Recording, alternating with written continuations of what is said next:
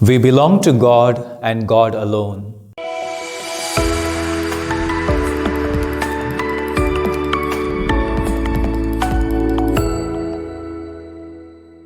Today's Gospel passage teaches us about the resurrection of the dead. The Sadducees did not believe in the resurrection and attempted to trap Jesus with a deceitful question.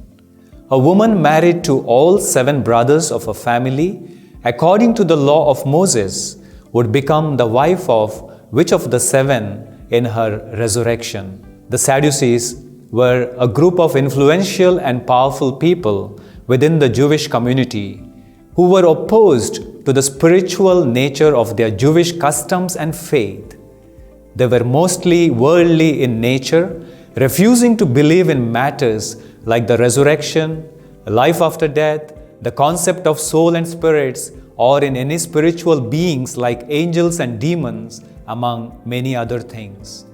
Those Sadducees were often very rich and influential people in the community, who by the nature of their wealth and power obviously had strong attachments to their worldly life, to their present existence, and naturally they lived their lives as if there was no life and existence after death as per their beliefs. They lived in excess, enjoying life's bounty as much as they wanted. Their questions and responses to the Lord, using the example of the 7 brothers and their shared wife, showed how much they still desired worldly things and wanted everything to be the way it is in this world. Luke uses this incident to address some serious misconceptions among the Christians of his community about life after death. Some early Christians believed that one's life after resurrection would be a continuation of the previous life. Jesus clarifies that life after death does not have the same parameters as earthly life. Eternal life is another dimension of life. They will be like angels, says Jesus.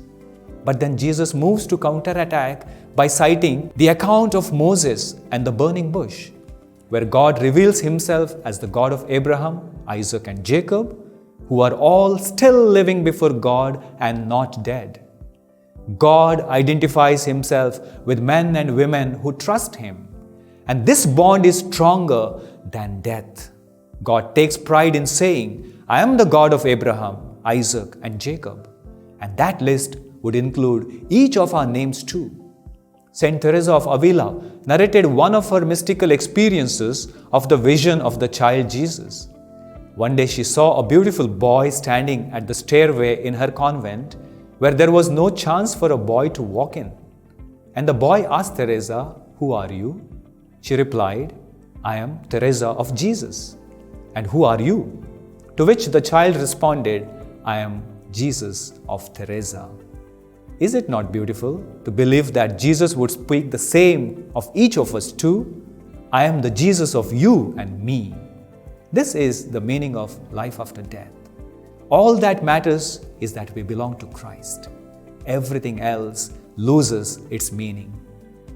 Here is the wisdom that no science can ever give. Here, the mystery of the resurrection is revealed, because the mystery of life is revealed, that life belongs to God, and what belongs to God cannot perish. On the contrary, there is no life where one refuses to belong to God, but only to people and places of this world. Dear brothers and sisters, as Christians, let us hence remind ourselves that we live in this world as a fleeting and temporary existence before we are fully reunited once again with God, and hence all of us should live our lives with that realization found in our minds and hearts. Let us firmly believe in the resurrection of the dead and the life of the world to come.